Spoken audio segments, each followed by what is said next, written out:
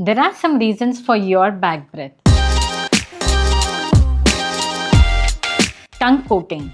Your tongue has got a lot of papillae which is present over the surface. When we eat any food, the bacteria gets attracted because of this papillae and leaves a surface of coat which could be either white in color or brown or even yellow.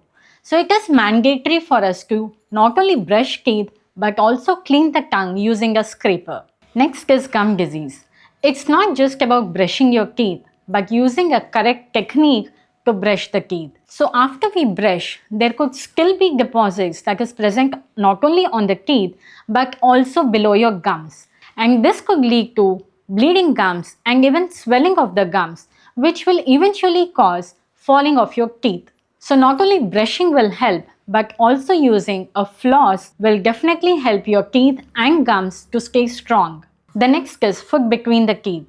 We always brush our teeth on the surfaces. But what about the surface which is present between the teeth? That is very important to cleanse too. It is important to use interdental brushes and flossing to cleanse in between the teeth to remove or clean the food that is trapped between the teeth. The next is dry mouth. The most important reason for dry mouth is reduced water intake. It is mandatory for us to have at least 3 to 4 liters of water. The next is cavities. Cavities can happen if we don't brush our teeth properly, if the food we eat is more sticky in nature or high sugar intake. It could also happen if the morphology of the teeth is not appropriate. When I say not appropriate, you could have deep pits or even fissures that could trap the food material. Throat issues could also cause bad breath.